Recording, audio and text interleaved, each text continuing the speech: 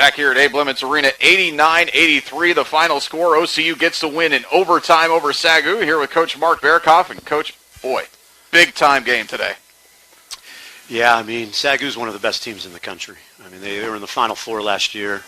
Their coach does a great job with them. They've got probably arguably the best player in the country in the Mason kid. And our kids just found a way. I mean, the guys just found a way tonight. And we battled. And, again, we had a slow start. And I think that's just kind of been our thing, and then we kind of call a timeout, and then we start playing. But it was a great game. I thought it was a great college basketball game. It's you always say it's tough that there's going to be a winner and a loser. I mean, that was just a really good college basketball game. You say find a way. Making 18 threes helps. One shy of a school record for made threes in a game. Made 18 today. The three guys who you would expect made the big shots, but just a lot of high-level shot making on both sides today. Yeah, it's funny because we just talked about Lou Dunbar. That's right. 50 and hitting all those threes, and we really hit that on social media, and then we hit 18 tonight, and that just that tells you how good Lou was that one night. Yeah. But 18, it's just we work on it every day, and that's how our offense is, and that's how we play. And tonight it just fell our way, and it was exciting to watch. Let's talk about the defensive effort on Nicholas Mason. Drayvon Claiborne draws that assignment most of the game, but what was the game plan going in on him? Well, Drayvon's a really good defender, and we thought, to our advantage, I thought he'd be really tough with him on the perimeter, and then we weren't concerned about him posting up because we front, and Drayvon's pretty good at that, and he just was in him all night long and never gave him a clean look, and the kid made big shots and tough shots, but Drayvon was right there all night long, and it was a priority. We had 30 minutes of a scout yesterday, and that was Mason's everybody's priority as it was ours, so, I mean, he's a big-time player.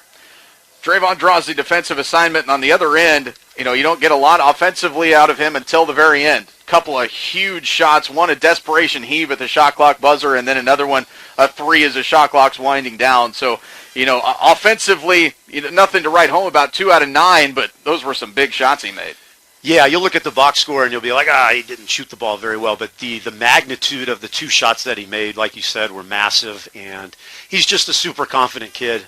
The one-legged shot he made at the buzzer, I mean, he works on those, which I kind of turn my back and don't want to see, but he works on them. So it wasn't just something he just did, but 2 massive shots in a huge basketball game when we're fighting to stay, in that 2-3 spot in the conference. And I just was proud because he did it on the defensive end and made big shots. I was pumped for him. Well, and he also shared the basketball well. It finishes with 10 assists. He also had 2 steals and 2 blocks. So just a good all-around game for him. But the guys who made the shots, the guys you would expect. And let's talk about Ryan Burt first because he was the guy who got it going early.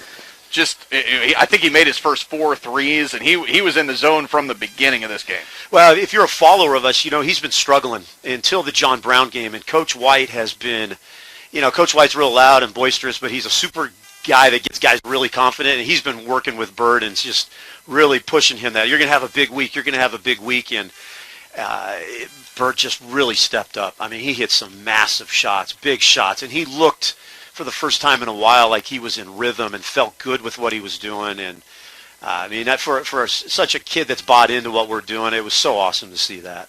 And Rashaan Coleman with another big game. He played 42 minutes. He and Corey Guest both were on the floor 42 minutes today. But Sean, 6 out of 10 for 3. He's got 24 points. He had 4 assists as well today. So just another game where he decides he needs to take over, and he did. Yeah, he kind of slowly builds up into that, and then all of a sudden later in the game he starts making play after play, and he started knocking down those corner threes. And Corey, you're going to get what you get from Corey every single night. He's a guy that nothing's going to surprise you. He makes the three. He makes great passes, but Sean and Corey have been here for a while, and especially Sean's been here for 3 years. Yep. And for him to see the success that we're having as a team, I'm really excited for him.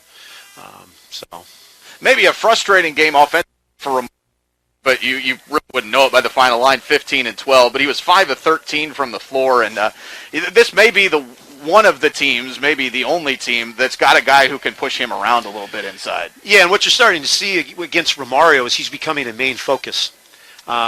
People are starting to really want to guard and defend him a little bit differently now. Before it was just like, we're going to let him turn around and get that hook shot. They're taking that away. He made a big 3 tonight. Yep. Yeah, when you become a big focus of another team scout, you've got to find different ways, and he's starting to do that. He made some big plays late defensively and got some rebounds and made the free throws here at the end. So, but that's what happens when you start playing well. People are going to start defending you really well. 3-0 in overtime this year. Got an explanation for that? No, I think the longer the game goes, I guess the better we get. I don't know. Also, the first win for OCU over a top 10 opponent since the national tournament in 2019 when they beat Stillman 101-84 in the first round. So, like you said, huge win for the program. Huge win, I'm sure, individually for you as your first year as a head coach here, getting a signature win here midway through the season. Just how are you feeling? How are the guys feeling right now? Well, one, I love it at OCU. This is a dream job. I'm not an Oklahoma guy. I'm a California guy from Los Angeles. I've been here now 10 years.